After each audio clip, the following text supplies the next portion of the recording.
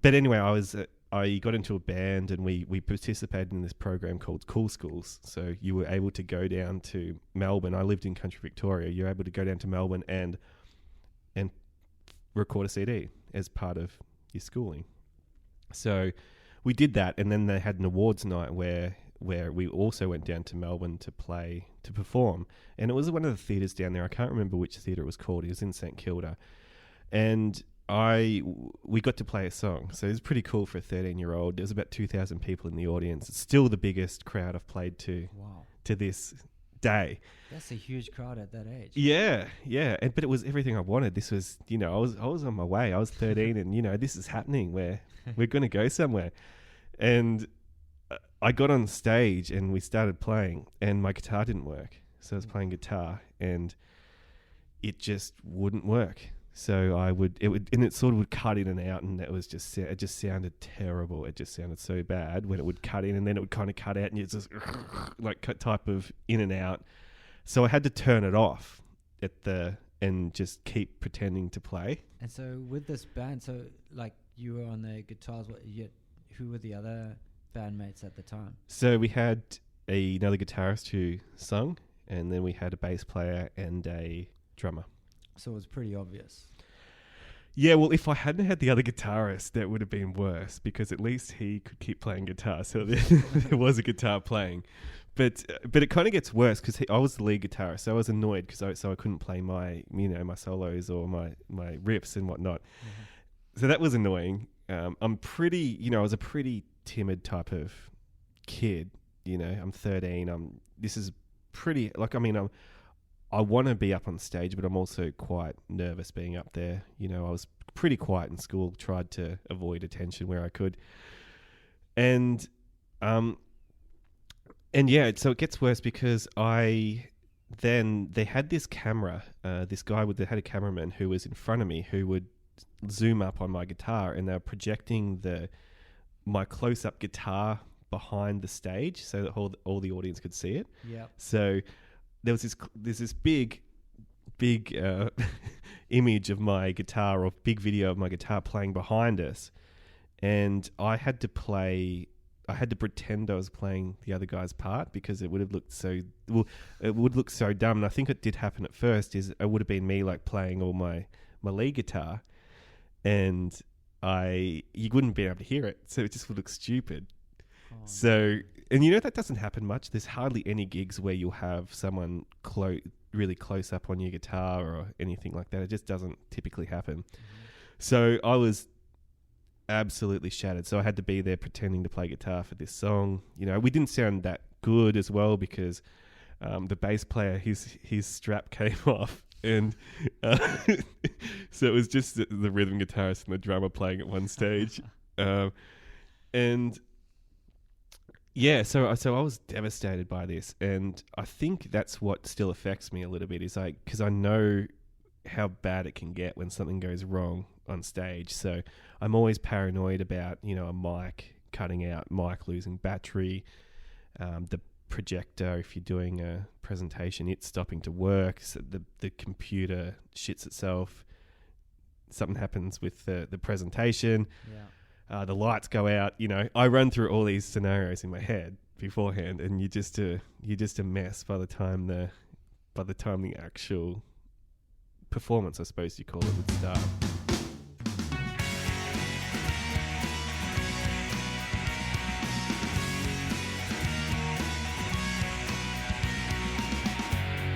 Hello and welcome to the Be The Push podcast. My name is Jack Ferguson, and I'm going to be sharing with you stories of how business owners and entrepreneurs had to push through the hard times in their careers.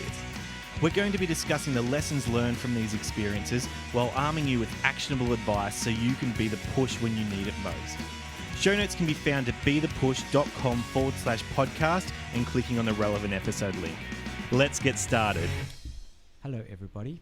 This is Justin Falk here from Talentfine, and it's probably not the voice that you were expecting to be introducing the podcast, but for a 30th episode, huge congratulations to the man himself for getting it this far. We thought we would turn the tables and get the man of the moment, Jack, to be in the passenger seat, so to speak, and to hear a bit more about him and his journey. Hello, Jack. Hello, Justin. Thanks for doing this. That's an absolute pleasure. Thanks for agreeing to this. How are you feeling?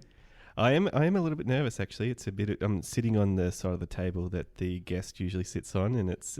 I'm trying to embrace the experience fully, so I'm shaking a little bit of nervous shakes, but we'll see how we go. Good. Well, that's a good thing. I think if we're nervous, we're growing, right? I hope Isn't so. that what they say? I hope so. Exactly. So yeah, I really look forward to just finding out a bit about you, about what not only the journey of the podcast and what you've learned, what you've picked up the most from this, but more about yourself. Let's go deep. Let's find out some stuff. It sounds good to me. Yeah, perfect. So how's the year got off to you so far? 2018. So it's been a pretty good start to the year. I had 3 weeks off, starting from just before Christmas, and that was really needed. I didn't have any time off last year, and I've kind of paid the price for that, I think, now. So unplugging for 3 weeks was fantastic. I've come back a lot calmer, I think. I'm not stressing as much as I did before, and it's kind of shown me that it's important to keep taking regular time out. So all in all, the year's off to a pretty good start. Why have you not been taking time off?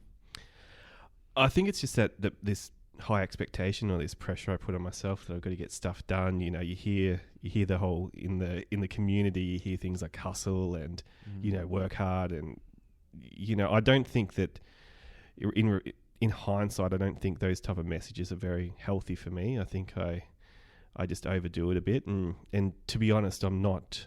When I'm in those states of mind and I'm trying to work, stupid hours, and I don't think I'm that effective either. Yeah. I'm not doing quality work. So, is anyone? Yeah.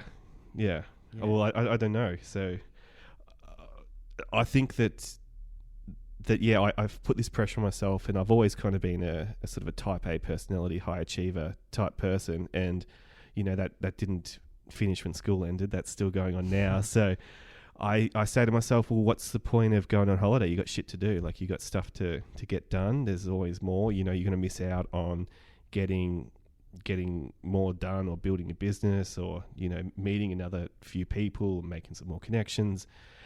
So I feel this guilt when I take time off that I'm trying to overcome.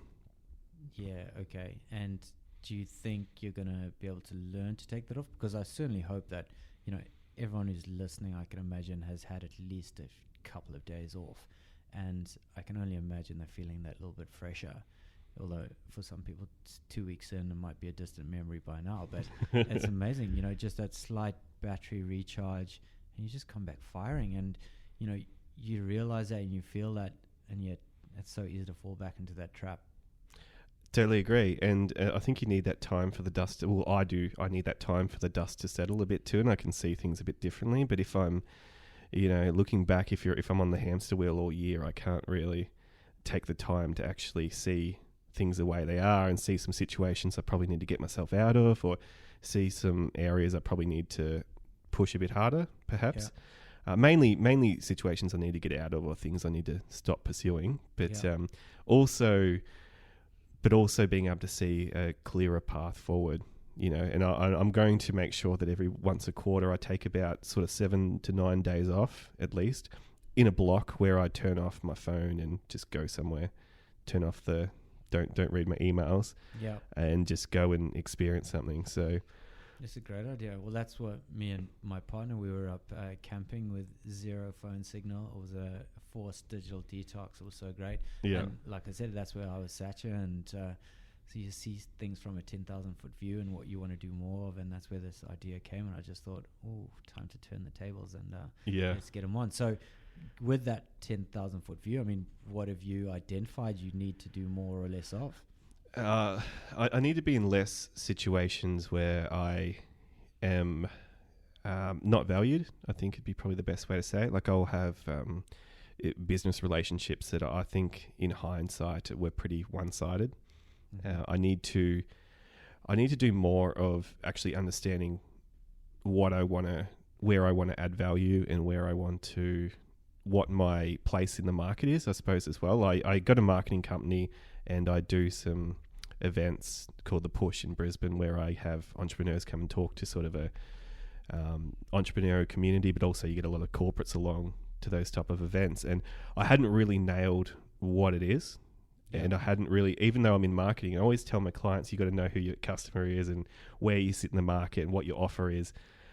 I hadn't really done it for my own business. I kind of have a lot of different marketing clients. So I was very wide and not deep enough. Yeah. If that makes sense. Yeah. Yeah, it certainly does. Okay. Anything else? Any pearls of wisdom? From the time away, well, the big ones for me is stress. I just managed to get myself, should I say, into this state of mind where I was having no time off, and it's compounding week after week after week. I'm more and more stressed. I'm getting more and more useless because, the decisions are getting worse and worse. So it's this kind of vicious cycle that I was in that, towards the end of the year, I just cannot believe the amount of mistakes I made in December. Yeah. Before I went away, it's just every second thing I did was just this blunder that I would not normally do. Yeah. So, and that was stress. So one of my big things that I'm trying to work on for this year is to manage my stress a lot better. In some ways I'm doing that is I do a lot of work from home. I also work from in the city sometimes, but I tend to really need my quiet time where I control the environment and I don't get distracted. And what I'm doing is I'm actually moving a table in my house to an area. I'm bringing my computer out, I put it there, and it's kind of like going to work. So it's almost this ritual of I'll put this table in the lounge room, I'll put my computer on the table, and then when I'm doing that, I'm at work. And when I've finished work, I put it all away again. Okay, so it keeps that kind of point of differentiation between your work life and your home life? Yeah, exactly. And can you switch off, or are you still sat there looking at emails at 10:30 at night? I'm doing better this year. I need those external type of rules in place, I suppose, that force me to do it. So, just that was enough to kind of have a ritual where I pack up at the end of the day and stop doing it, because before I'd just have my computer sitting in a room and it was just always there. So there was no differentiation between it, at 7 o'clock at night I could just go sit on it and do stuff for 3 hours, where now it doesn't really feel right, if that makes sense. Yeah, it does make sense. Okay, so good. So I'm glad that you've kind of realized the stress and some drive. Is that something that you find you've always been a bit affected by stress? I didn't recognize it, I don't think. I get kind of a lot of what I'd probably refer to as performance anxiety. So before this podcast, I'm quite nervous. I'm kind of relaxed now, but I also do pretty face, right? That's the one. I also run events, so I have to host events. And before that, I'm just a ball of stress the 30 minutes beforehand. And maybe on this little getaway as well, I was able to take a step back and kind of work out where some of this stuff come from. And what I think it is I had an experience when I was about 13. So I was always, from about 8 onwards, I really wanted to play music for a living. I wanted to be in a band and be a big rock star and all that type of thing. And was there a band that you heard or saw, or someone that kind of was a catalyst for that? ZZ Top, considering your beard? No, not ZZ Top. I was more into sort of your pop punk type of stuff. So, your Green Days or your Blink-182 and all that type of stuff. And it tends to be a bit easier music to play as well. So, so I was able to play it when I was quite young. But anyway, I got into a band and we participated in this program called Cool Schools. So you were able to go down to Melbourne. I lived in country Victoria. You're able to go down to Melbourne and record a CD as part of your schooling. So we did that, and then they had an awards night where we also went down to Melbourne to perform. And it was one of the theatres down there. I can't remember which theatre it was called. It was in St Kilda. And we got to play a song. So it was pretty cool for a 13-year-old. There was about 2,000 people in the audience. It's still the biggest crowd I've played to day. That's a huge crowd at that age. Yeah, yeah. But it was everything I wanted. This was, I was on my way. I was 13 and, this is happening where we're going to go somewhere. And I got on stage and we started playing and my guitar didn't work. So I was playing guitar and it just wouldn't work. So it sort of would cut in and out, and it just sounded terrible. It just sounded so bad when it would cut in, and then it would kind of cut out, and it's just like type of in and out. So I had to turn it off and just keep pretending to play. And so with this band, so like you were on the guitars, who were the other bandmates at the time? So we had another guitarist who sung, and then we had a bass player and a drummer. So it was pretty obvious. Yeah, well, if I hadn't had the other guitarist, that would have been worse because at least he could keep playing guitar. So there was a guitar playing. But it kind of gets worse because I was the lead guitarist, so I was annoyed because I couldn't play my my solos or my riffs and whatnot. Mm-hmm. So that was annoying. I'm pretty, I was a pretty timid type of kid. I'm 13. This is pretty I want to be up on stage, but I'm also quite nervous being up there. I was pretty quiet in school, tried to avoid attention where I could. And yeah, so it gets worse because they had this camera, this guy they had a cameraman who was in front of me who would zoom up on my guitar, and they were projecting my close-up guitar behind the stage so that all the audience could see it. Yeah. So there's this big image of my guitar, or big video of my guitar playing behind us, and I had to pretend I was playing the other guy's part because it would have looked it would look so dumb. And I think it did happen at first. It would have been me like playing all my lead guitar, and you wouldn't be able to hear it, so it just would look stupid. So, and that doesn't happen much. There's hardly any gigs where you'll have someone really close up on your guitar or anything like that. It just doesn't typically happen. Mm-hmm.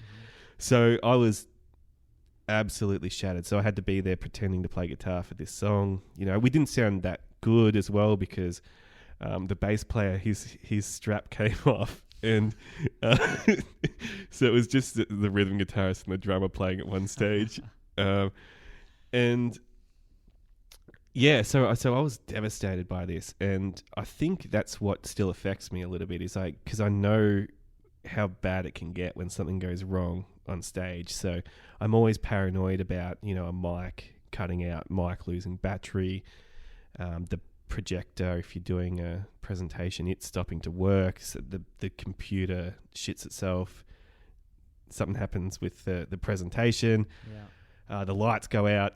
I run through all these scenarios in my head beforehand, and you're just a mess by the time the actual performance, I suppose you call it, would start. So when you, like, for example, the Be the Push events, when you're standing up and presenting everyone and getting it going, like, are there kind of flashbacks and that you're still getting?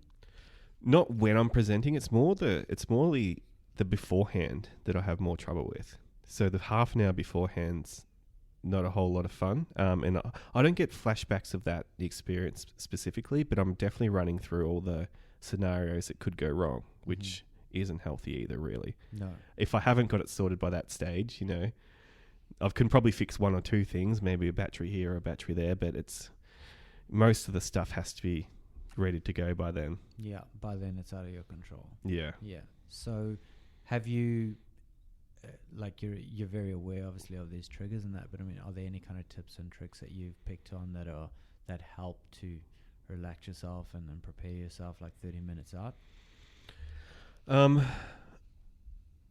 I definitely don't feel like I'm completely on top of this just yet. I had a theory for a while there that you kind of, you know how you hear those sayings, face your fears? Yeah. Have you faced some fears before? Yeah, I have. How does it help you? I don't know, actually. That's a really good question.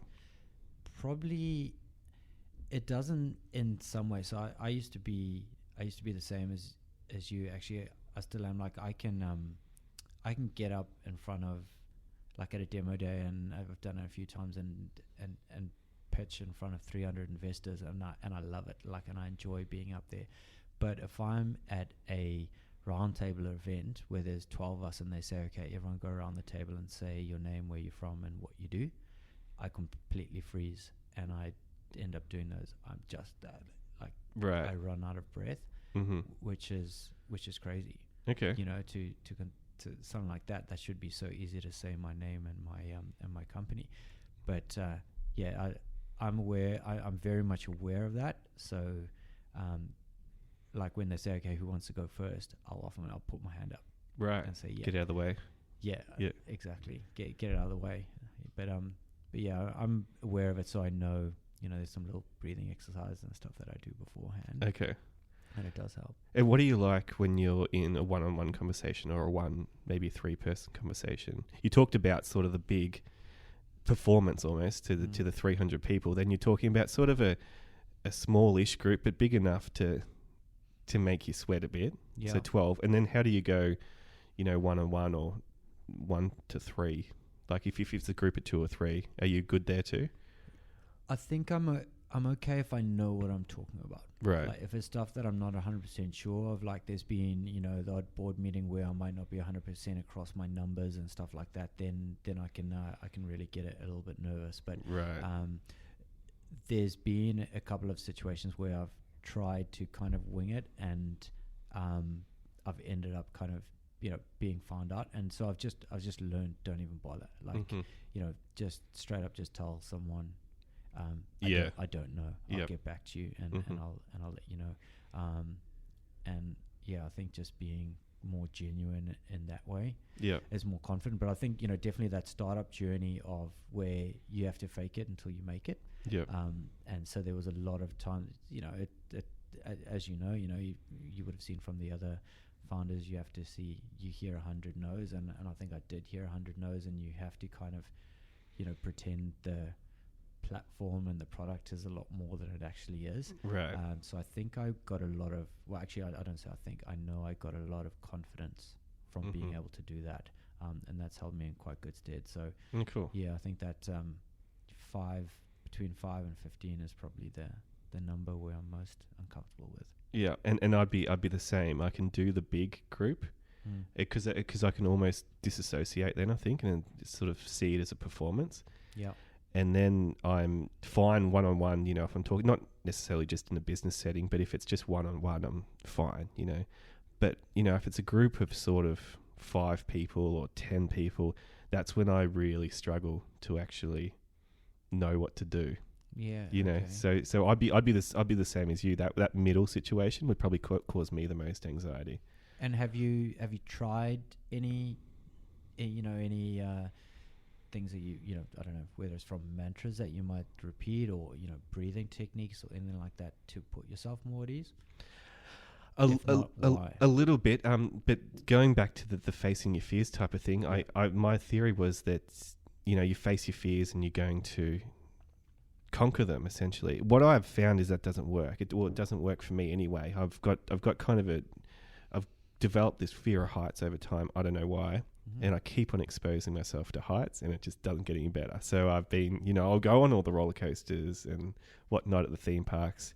I used to love them. I think they're all right now, but they scare the hell out of me now. I'll still do it. You know, if I'm in a high building, I'll look over the balcony and I can stand there and do it. I'm kind of freaking out, but I can do it. And the same with this public speaking and sort of that social interaction, is that I'll do it. I can force myself to do it, but I haven't found that it's really made anything easier over time. I could probably try some of those mantras that you're talking about. What I will do is I'll sometimes go and try and find a quiet place about 10 minutes before I'm about to talk, and I will sort of just be, but I'm not really saying mantras or anything. I'm kind of going over my notes and making sure I know where I'm going to take it, or I know what I'm going to say. But that's one thing I will do, which helps a little bit. But no, I'm not really the guy to talk to about how do you kind of solve performance anxiety, I don't think. And I'm definitely looking into it. I'm trying other things. and just exploring. I've got a coach now who's going to help me with this type of thing, because what I've done hasn't worked. Really? Yeah. Okay. Yeah. I'm not the person either to be giving that kind of advice, but certainly I think if I know what I'm going to say for the first 15 seconds, Right. like if I get that 15 seconds, that just kind of sets the standard for myself, and my brain suddenly tells myself, oh, you're okay, you've got this, and then the rest is easy. Yeah. But if I stumble over that little intro, I think that just sets the tone for the rest of it, and then I'm a bit of a mess. Yeah, and do you find that when you're in social situations, like I can think of an example recently, probably a couple of months ago, as my housemate introduced me to someone just at a bar. I didn't know who they were, and my first thought was just pure terror, because I didn't have anything prepared to say in that first little part. And they sort of said to me, oh, it's all right, like, it's fine. But my first reaction when I didn't have something prepared in this, in this environment was fear, because I didn't have anything prepared to say. Okay. Yeah. Now, maybe I'm being a little bit sadistic. I want to know, so how did it go? Did you end up saying anything? I did. They kind of drove the conversation a bit more than me. And then they got bored pretty quickly because I think they just would have thought that this guy's too, he's been put off or something. There's something that's not quite right here. Oh. And they would have been probably pretty right to think that at the time, because it was just, I just fumbled. I as I said, I didn't have anything prepared, and they drove it a bit, and then they kind of got bored of it, which was fair enough. What do you like? I mean, kind of on that, like, what would your thoughts be on? I know Tinder's got a bad rap and all that stuff.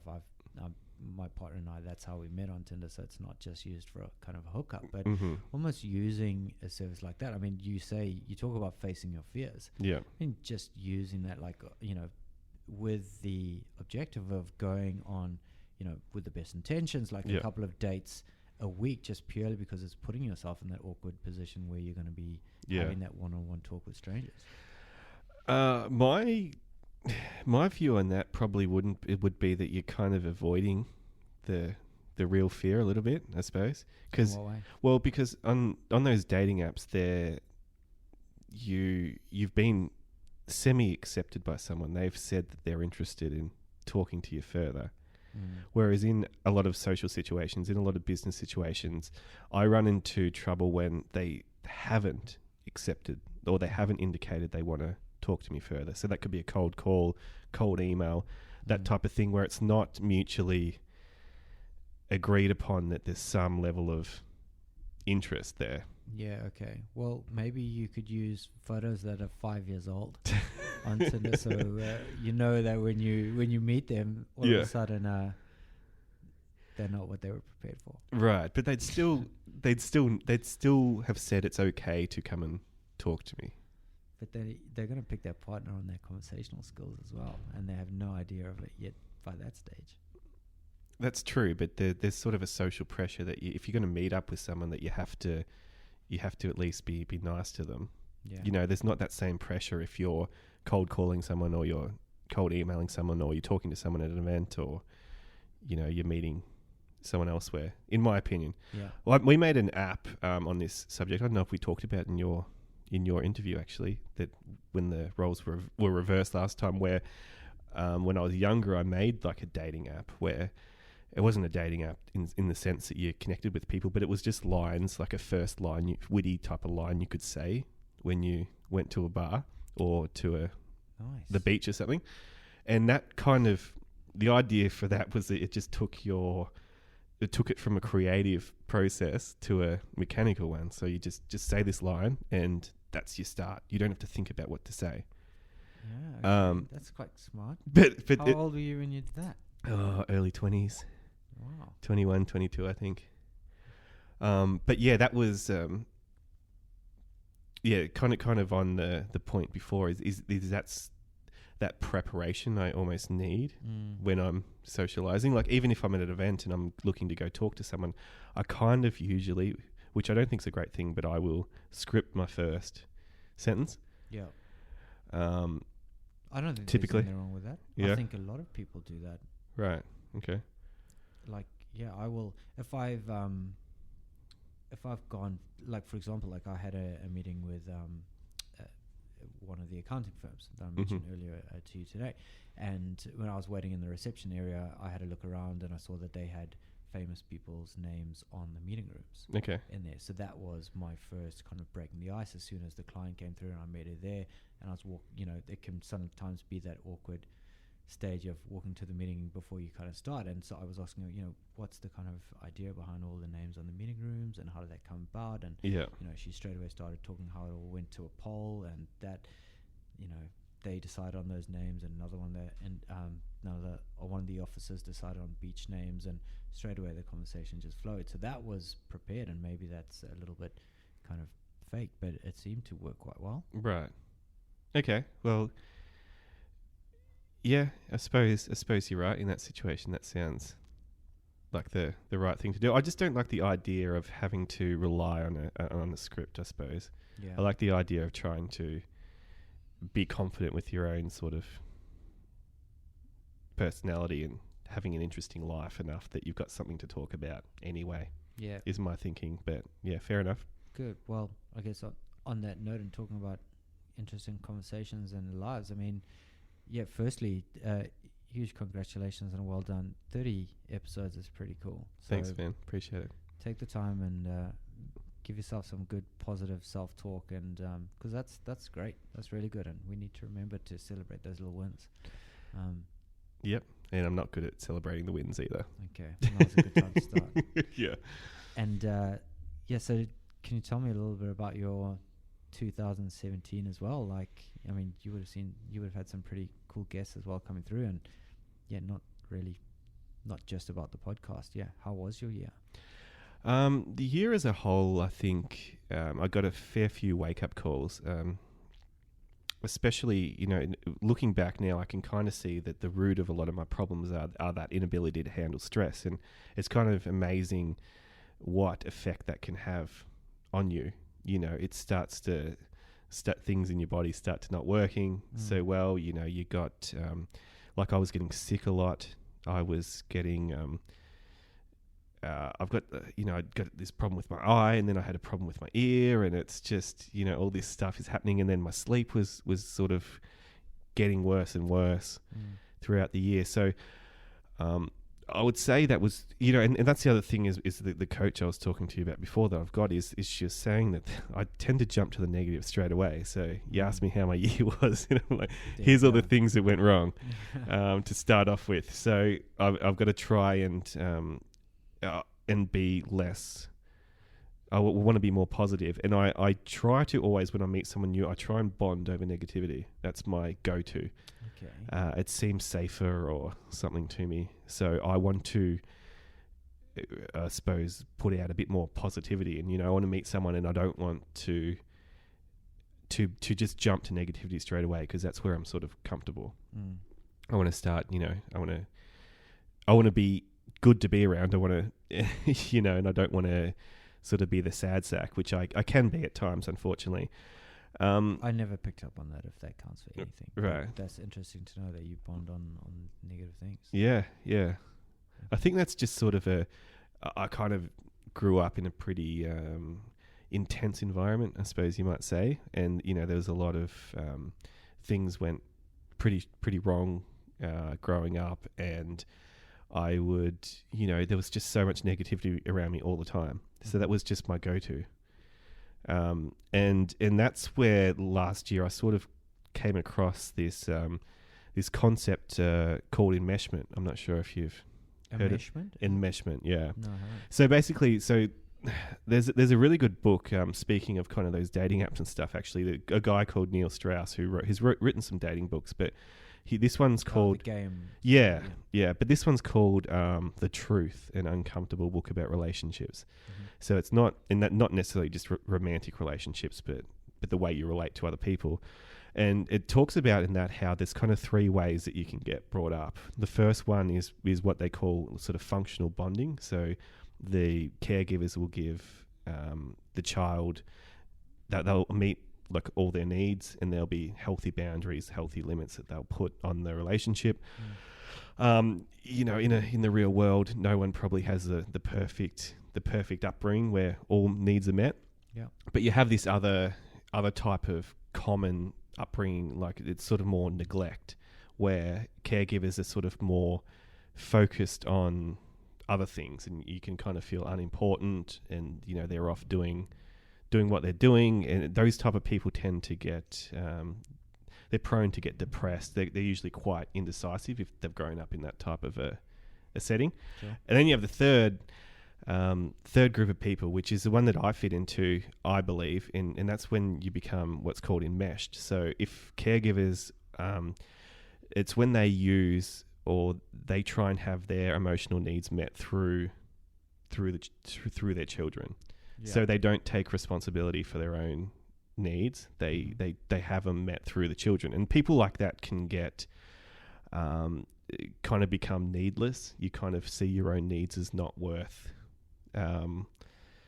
taking care of because you're too busy taking care of everyone else. Okay. And that's where I think that I've kind of maybe been taken advantage of at times over my life, because I tend to look after someone else first.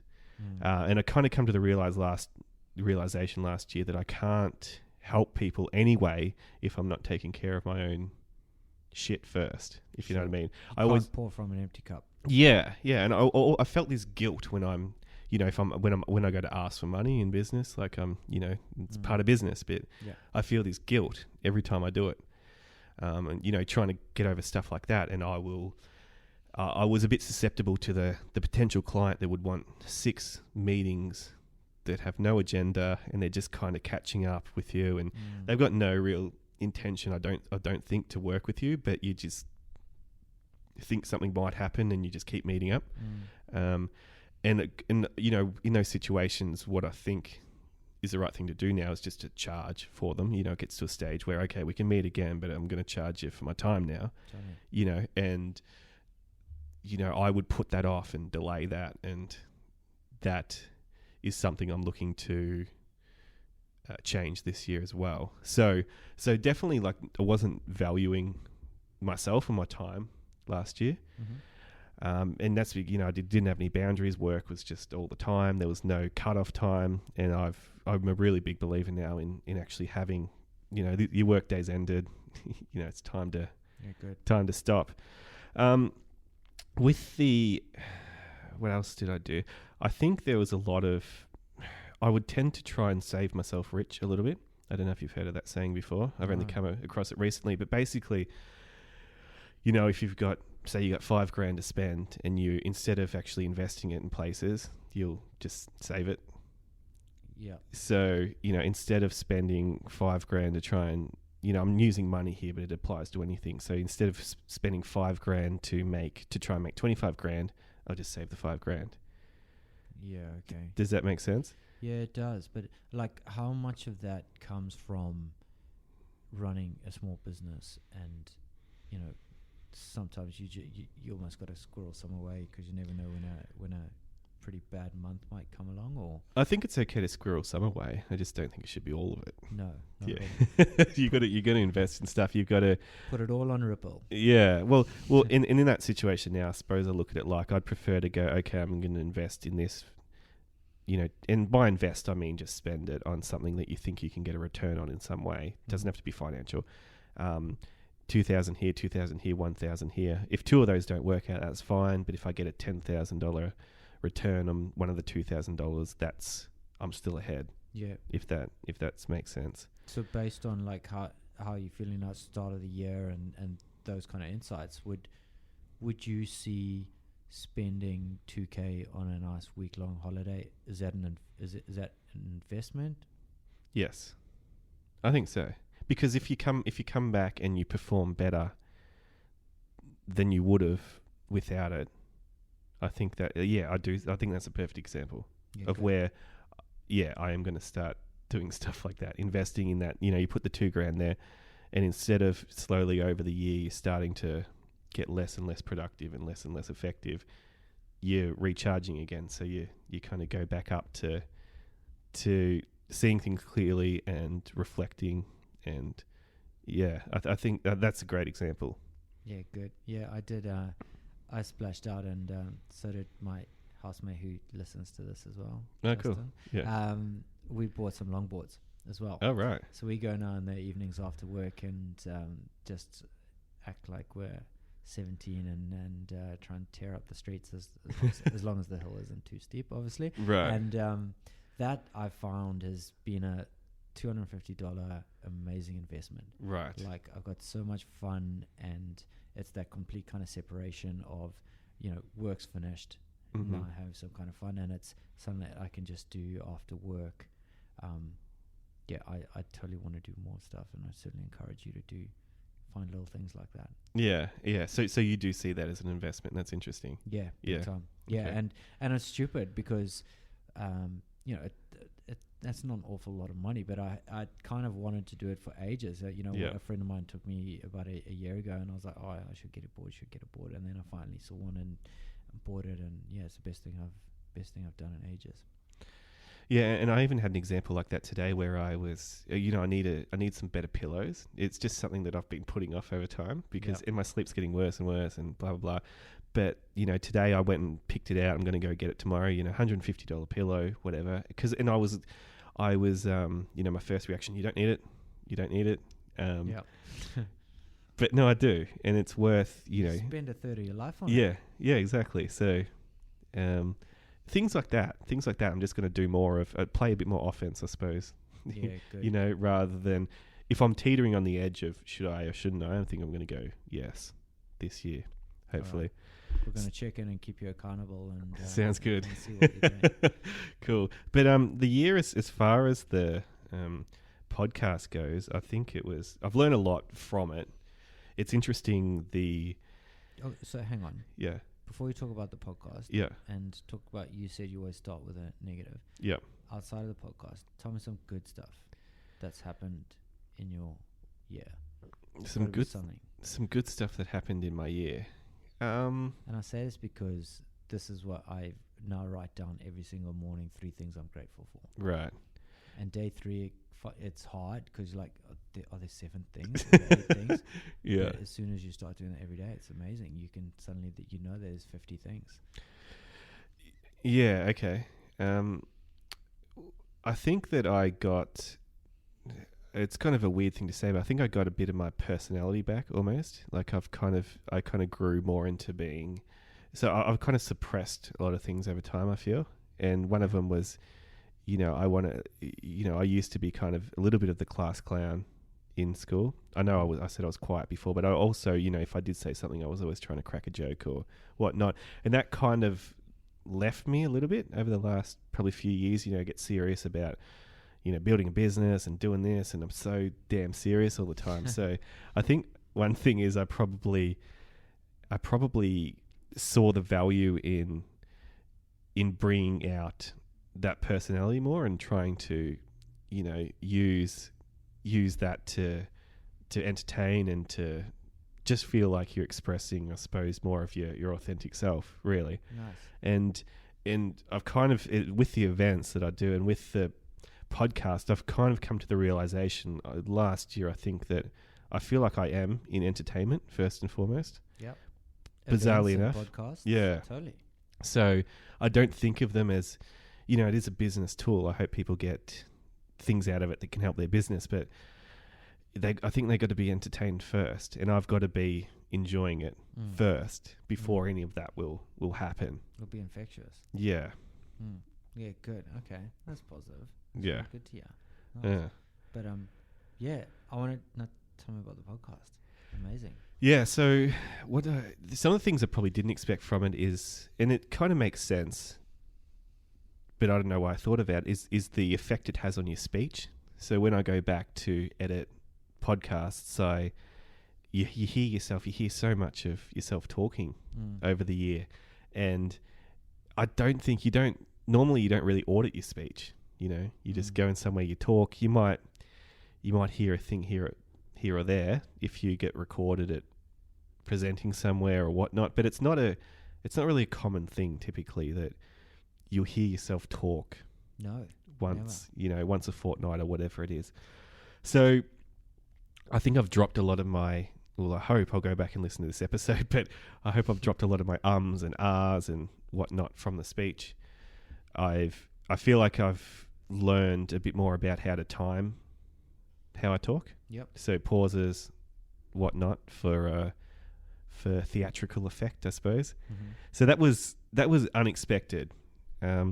I also think with the podcast, and if anyone was thinking of doing it to make money, it's probably not the right. I wouldn't advise it. There's a article on a site called growthlab.com written by Jordan Harbinger, who is he's the host of the Art of Charm podcast, which is just absolutely enormous. And the title, I can't remember the exact title, and apologies because I'm paraphrasing, but it says something like, thinking of starting a podcast? Don't. That's what it goes. And the points he makes there are about money, and I think that he makes a good point there, is that it'd be so difficult to make money from it. Mm-hmm. The analytics that you get aren't very useful. Yep. You can't really measure engagement with the podcast. You just know that someone's downloaded it, but you don't know how much of it they've listened to, or it can feel like you're shouting into the ether at times. So you told me that guy before, that's your housemate that's listening to it. I'd have no idea.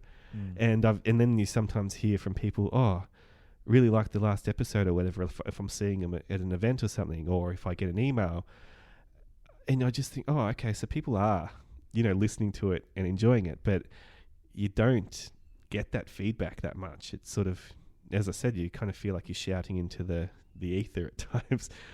Okay, so, and like you just touched on it there, so those who don't know, people who do make money from podcasts, Yep. Where does that come from? The advertisers? Yeah, so you can have breaks in the podcast where someone pays for a slot. You can, if you're associated with a big sort of network, they can do it for you, or you can organize it privately and you can edit it into the podcast yourself. Sure. Other people sort of use it, I suppose, indirectly as a way to make money. So, I suppose, building their profile as a thought leader. They might not have necessarily a product that they sell from the podcast, but they're building their brand. Mm-hmm.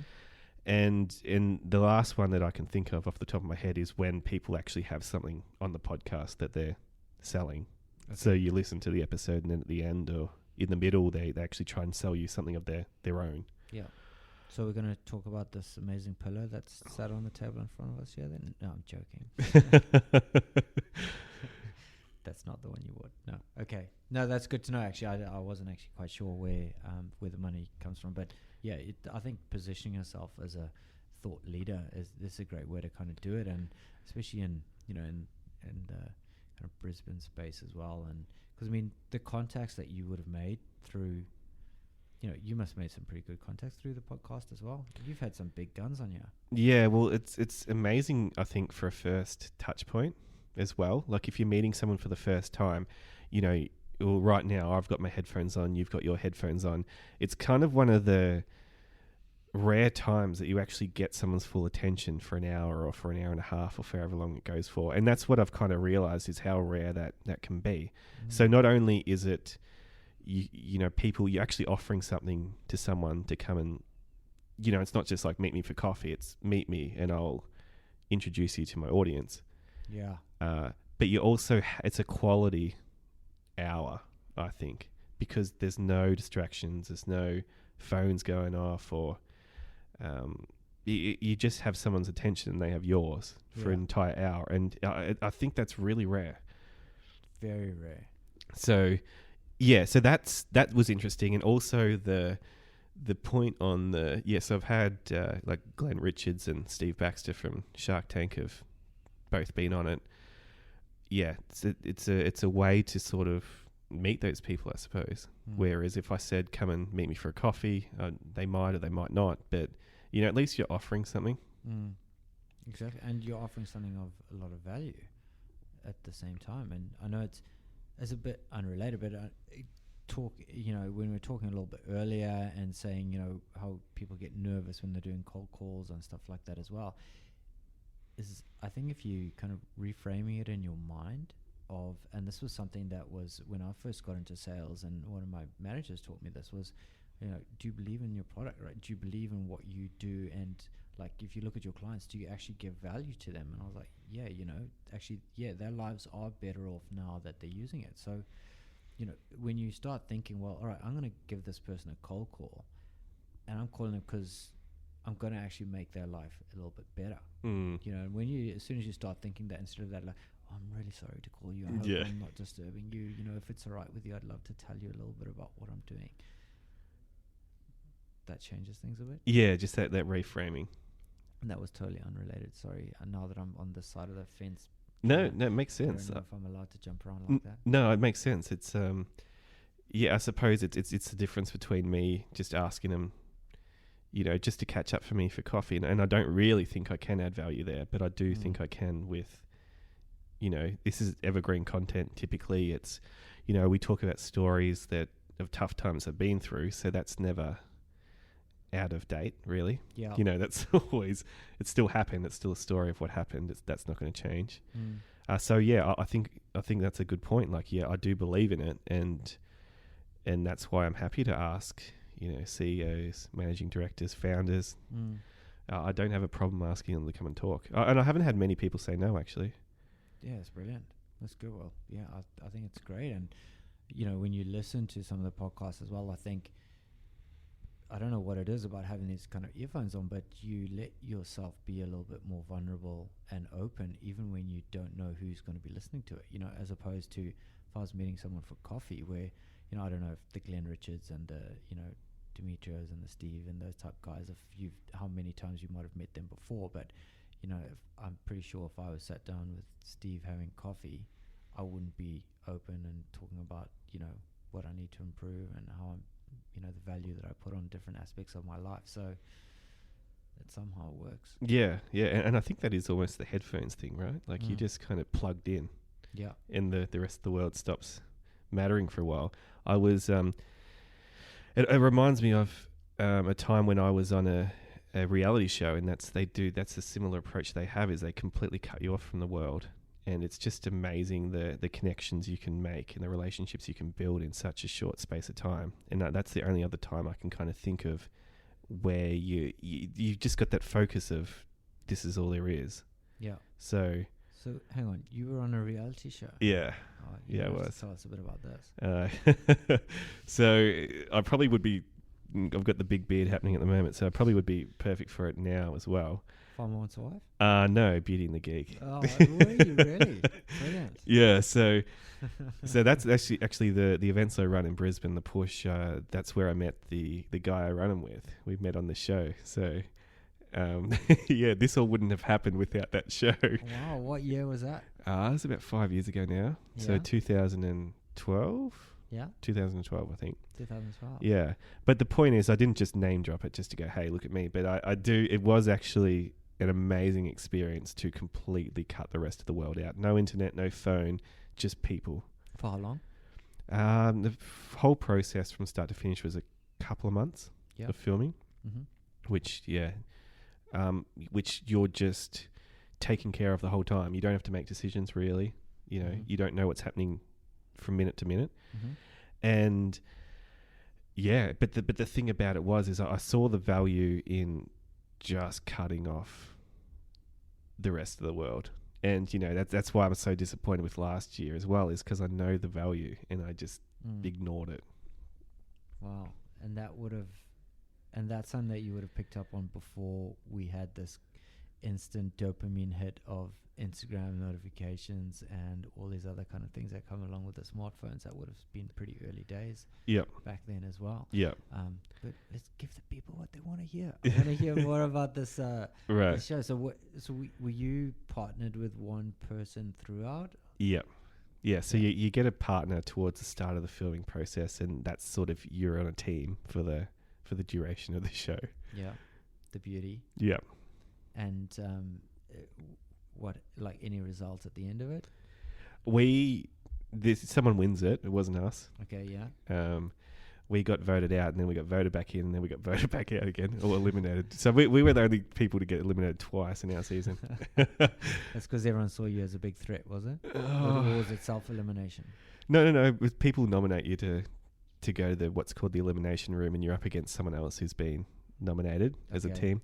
So I'd like to say a threat, but not really. Honestly, you get I don't know if I should be saying it publicly or not, but you have the kind of TV answer for why someone nominated you to go, and then there's the real answer. Okay, all right. So reality TV is not that real. Not that real. No, I believe so. Actually, okay. But so going back to the podcast now, right? So these pretty amazing people that you have on, and so I'm in the middle of reading Tools of Titans. Yep. By Tim Ferriss. I'm a huge fan of his, and like 80% of the people on there do morning meditation. Yep. Should I say, which I find is amazing. So yep. I'm keen to know, like, are there any common themes and stuff that you picked up with everyone that you had on board? Yeah. So one of the questions I ask on every podcast is, do you have any issues with self-doubt? Yeah. So that's kind of my control, I suppose. So I ask that every time so I can compare that directly over each episode. And all but one person said yes, and Glenn and Steve said yes. Steve kind of said, I feel like a fraud. I can't believe all these people want to talk to me. And, it's funny when I get paid to actually speak at places. So it's kind of incredible to hear someone like that with a profile like that say, that they have challenges with self-doubt as well. Wow. So I think that, the common theme was that everyone has their demons. Mm-hmm. And I think they always, it always comes back to expectations almost, where they thought something was going to go this way, and then this is how it actually went. And it kind of showed me, I suppose, that it seems that the best laid plans, doesn't work out necessarily. Like we all make plans often don't work out. I suppose that's the takeaway I get from that. So I probably look at my year in sort of milestones. I kind of know what result I'm going to hit, but I don't actually plan that far ahead, because I know, and basically every I've made marketing plans for 5-6 years for clients, for me, whatever. None of them have gone exactly how I thought they would. So that kind of projecting of here's the result I'm expecting. I think from the podcast I've kind of learned to stop expecting certain results, if that makes sense. Yeah. Okay. So, and just with that common theme that you picked up on, though, when things don't go as they expected, like, are people taking ownership of that? Like, do they feel personally responsible for that, or is it just a case of, well, it doesn't happen, so we just go with the flow, and whatever happens happens? I'd say in general they take a lot of ownership, would be what I've observed. And I suppose it's type of even the type of podcast it is, where you're talking about the tough times. It's kind of a humbling topic, really. You can't come in here all guns blazing, because you're talking about when things didn't go right and you didn't get it right. So in general, I'd say a lot of them have been quite successful in what they do. So, and in general, I'd say that is a good theme. I didn't pick up on that until now you've said it, but yes, as a general rule, they probably take a lot of ownership over getting into that situation. Yeah. Okay. All right. Good.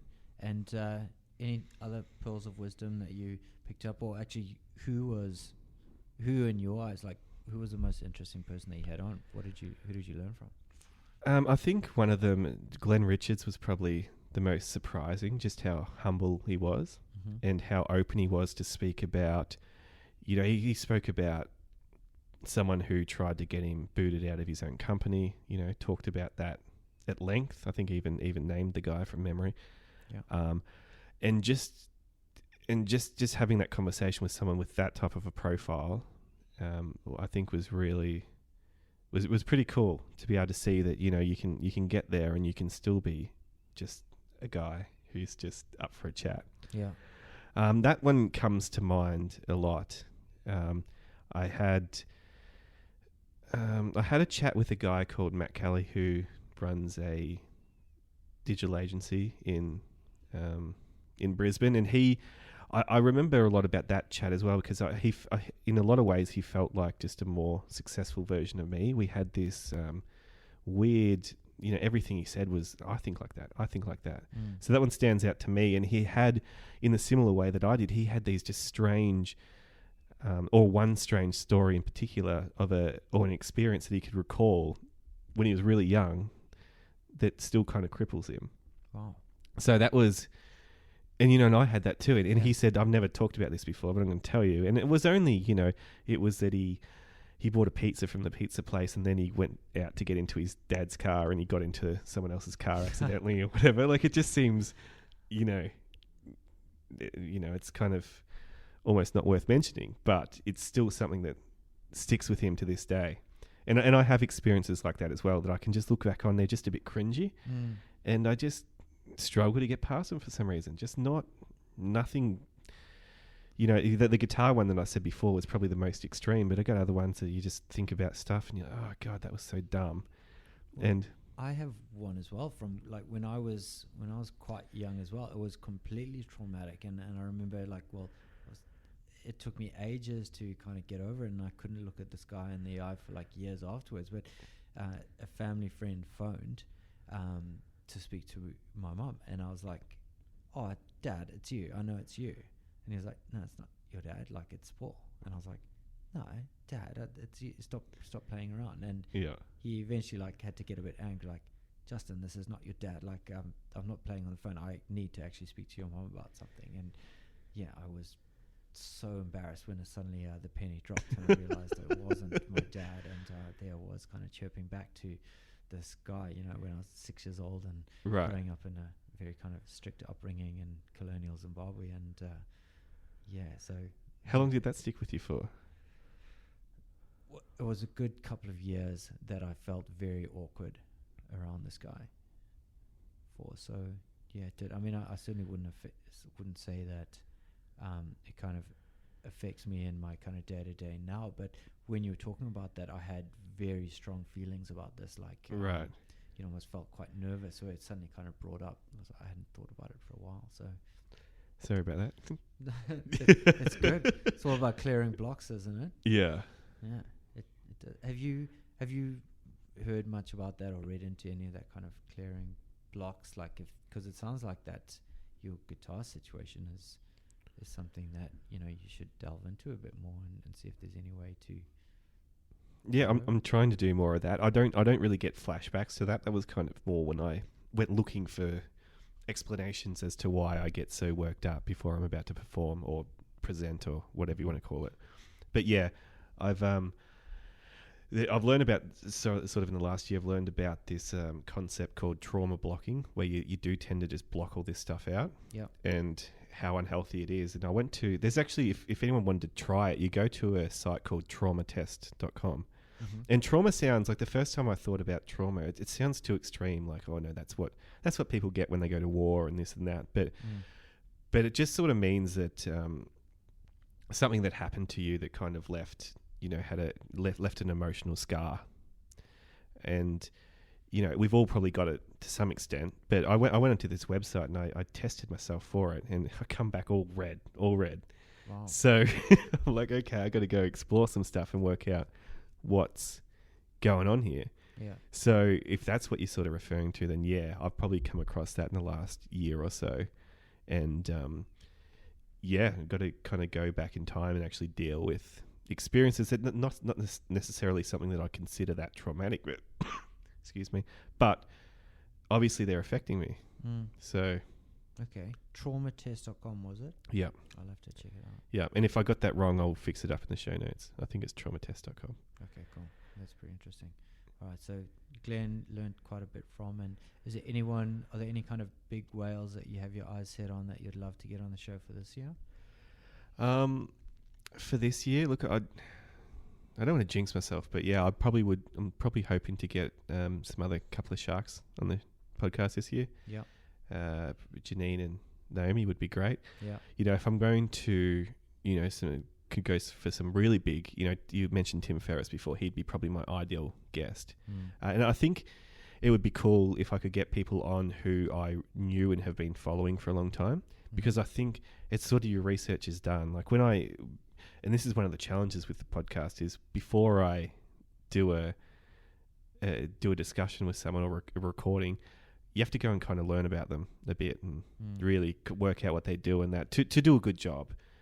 And if that research is years old, I've been doing it for years, then I just reckon the questions are going to be so much more insightful. Yeah.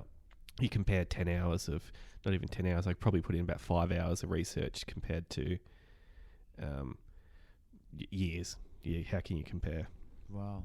Yeah, that's quite a lot. And is some of that because, the likes of Glenn and Stephen, you get these guys on and you're like, well, I better make the most of that time. I don't want to be asking these kind of dumb questions. So you're putting further pressure on yourself to over-deliver on that aspect as well. Yeah, for sure. And it's just, I've done a couple where I've kind of winged it, and sometimes they worked out and sometimes they haven't.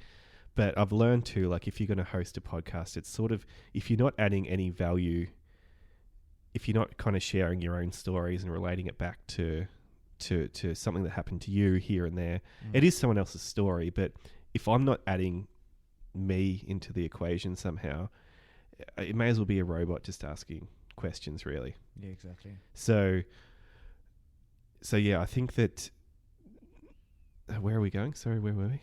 No, I think that was about it. And yeah, like the big whales that you want to get on, and all the prep that you normally do for them as well. So yeah. Okay. And are there any parts of like the vision and that's kind of changed? So when you first set out and you said, I'm going to create this podcast, and you had this overarching vision of what it was, and be the push, what that's all about, like, has that changed in any way? Definitely. Like the first few episodes, it was kind of just an entrepreneur podcast. So long before we did our episode, the first 4 or 5 were just come in and let's chat. Yeah, there was no real rhyme or reason to it. And then it, got to the stage where I kind of felt that people were comfortable telling some of the more interesting stories. Let's put it that way. And that's when I thought about, the names, sort of be the push. So we'll talk about the times when you had to be the push and get through something. And, and it just seems a little bit underserved in the business sort of narrative. Or the entrepreneur narrative. It's like you watch The Social Network or something, and it's just not like that at all. So all the highlights reels. Yeah. It's so different. Exactly. And I think we were at that event together at Riverside Labs, and I know there was one of the other kind of startup founders, and I remember it was the two of us kind of started talking and just saying, there's actually so much that goes on the back end, and we made a mention of how that kind of stigma about talking about mental health in kind of public and around business peers, and that seems to be it's slowly being removed. Yep. And you're not completely frowned upon if you actually say to someone, actually I'm having a pretty bad day, or I'm happy to talk about people and say, I get anxiety and I have these things as well. And there were a few other founders who were around us who were like, oh wow. And it just seemed like, there was one in particular, one of the guys who, he was just this penny dropped of, oh my God, we can actually talk about this. Like, I'm actually really struggling. And, he suddenly put down this front of having to talk about the highlights. Really, business is going so great. Yeah. And I think when you're a B2B business as well, you do that even more because everyone could be a potential client. Right. And, and you don't want to say to them, actually, our product's really shit and it's full of bugs, and I haven't been able to sleep because I'm worried about all this happening. And, we actually ended up going for lunch a couple of days later and just talked about, mental health and how he's doing, and, little tips for each other and that. So that certainly helped. That was a good catalyst for that. Yeah. No, I think it's my thinking over the last year has I've been just has been that I just look at mental health the same as I look at physical health, trying to fix both, and they're just.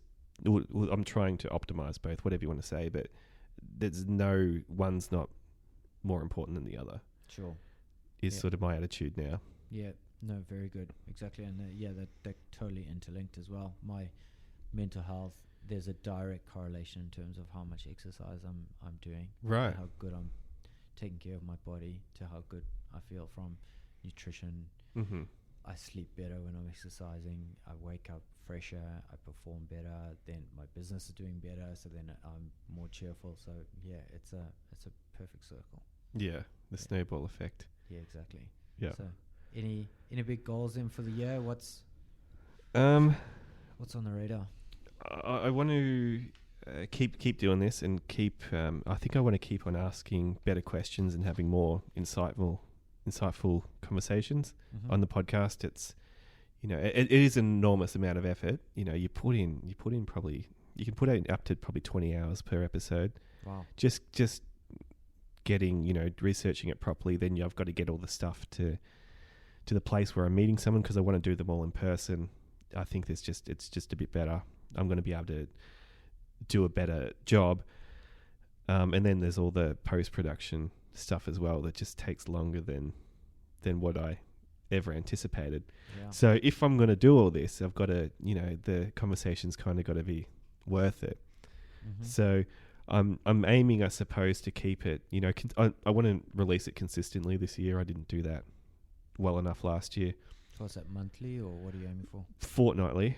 Oh, wow. But cool. then, things like tech problems and that, things come up and, I make excuses because it's got to be sort of a must. That schedule has to be a must this year, whereas last year it got a little bit all over the place. Yeah.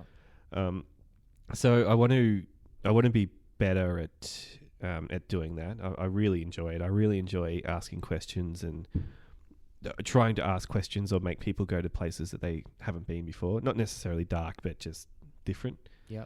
And give a different perspective. I want to do more in the music industry this year. So I was talking about my music before, but I want to take my marketing skills, I think, and probably start to concentrate there. Yep. I'm starting to do kind of initial conversations with venues and bands and whatnot, and just kind of working out what they actually need. Musicians are stereotypically got very poor business acumen, so there's got to be an opportunity there somewhere. So you like marketing and managing like bands and venues and that aspect of it? Or? We'll see.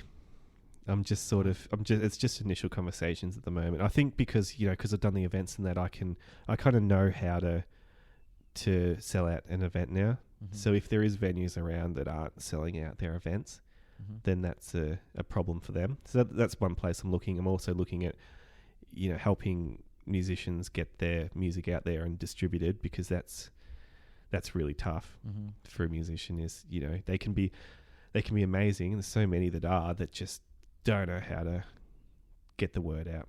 Yeah. So Limp Bizkit, I saw playing at River Stage next month. So are you going? I'm so embarrassed to say. I would be tempted. I am going. Are you? Don't be embarrassed.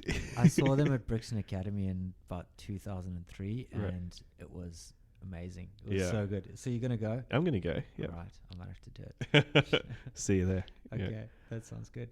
Okay, cool. So, but delving into the music scene. Yep. What about for your the actual business and the type of stuff that you're currently doing with clients as well? Well, I that's one of the things I was kind of talking about with last year. I was doing probably a little bit too much work that I just didn't really care about with restaurants and with retail and cleaning businesses and stuff. And then they're all important in their own right. But I want to specialize now in a sector or in an industry, and I'll probably phase a lot of that stuff out over time. Because wouldn't that be easier anyway if you kind of target a certain niche? Yep. And which is I just haven't done. And I tell everyone that I work with that they should do it, but I don't do it. Yeah. Yeah. We're the same when it comes to me recruiting. I'm terrible. Right. Yeah. Okay. It's that saying, the plumber always has leaky taps. Yeah. Yeah. Okay. Interesting that you find that as well. Mm-hmm. Okay. So, yeah, it should be a good year. Hopefully. Yeah. Okay. Well, I also want to know as well, because you're so good at asking those key questions. So this is obviously my first time trying to lead here. What haven't I asked? Like, where would you what kind of question, if you and me, what would you be asking you to get us in a place we haven't been? I think the only thing I could say is maybe making them a slightly more specific. I mean, if you say, like, what are you trying to do in 2018? It's a little broad. Yeah. So if you said something like, what's your business goals for the first quarter of 2018, you're kind of getting a little bit more specific there, I suppose, would be one thing. I think you did well with sharing stories about yourself. I thought that was, and you were saying, I know it's not about me, but I think it is important to, as the host, like I was talking about before, is to actually put your own stories in and your own perspective in where appropriate. Yeah. So I thought you did that well. Otherwise, it's just sort of a, one person getting drilled the whole time, basically. Question. I thought that's what the listeners wanted. We'd heard you on the other side, but no, that makes complete sense. It's got to be two-way. It's a conversation, right? And conversations work better when people are exchanging statements. Yeah. So if you if you meet someone and it's been like, if you read about social skills and stuff, I've come across what people call interview mode. So if you meet someone, you go, where do you work? What do you do? Where are you married? Do you have kids? Do you if you're just asking someone questions, it gets a little bit uncomfortable. Yeah. So I think as a general rule, if possible, it'd be awesome if I could speak a whole episode just in statements. Would be kind of my ultimate goal, I think. Very hard to do. I love the statements as well. I mean, sometimes I love to kind of churn them out, everything from the plumber to pour from an empty cup to all those type things. Yeah. As well. So do you have some particular ones that kind of drive you? The type of pictures that people put on their phone. Like, I'm looking at my phone now, but it's I'm trying to think that I've got heaps of ones in my backdrop. Like, it's network more, look at your phone less, which is quite ironic that it's on there. Right. Focus on the good stuff. Get shit done. So that's what's on my laptop. Actually, I've got a sticker that says "Get shit done," which is great when you're going and doing a presentation to startups. But when you're in front of a big corporate, it doesn't always look good. But these are the things, they drive me, they motivate me, and get me out of bed in the morning. So I think that sounds like more like quotes, though. Like, I'm kind of what I mean by statements is just talking, and you talk, you have your say, and then you don't ask a question at the end, because it's obvious what the other person should come in and start talking about, and it's triggered. Oh, well, that's like this time that this happened to me. Yeah, I got it. Okay. It just flows better, I think. Right. Well, that means then that on the let me do some quick maths. On the 56th episode, considering that you're going to be doing one a fortnight, right? Yep. I'll come and I'm going to practice these skills and these useful tips that you've just given me. Okay. Sounds good. Last episode of the year. Last episode of the year, exactly. Cool. All right, we're going to keep ourselves accountable there. Sounds good. All right. Well, I've thoroughly enjoyed this. It's been great. Thanks for having me, Justin. What's it been like being on the other side? It's probably been a little bit easier than what I thought it was going to be. That's because you've done a good job. So, if you were, if you didn't know how to lead, it probably would have been a lot harder. But because you obviously can do that, it was fine. I did prepare beforehand, so I had those couple of stories I did tell, I kind of had them ready to go. So that was, it's actually been probably a little bit easier than what I thought. Good. I'm glad. Well, yeah, thank you very much for having me on. And here's to 2018, which is going to be absolutely amazing. And you're going to lead with a lot more positivity as well. That's the one. Absolutely. Not the negativities. Yeah. Awesome.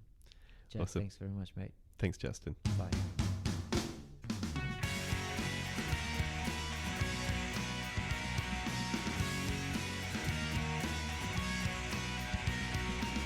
Thanks for listening to this episode of the Be The Push podcast.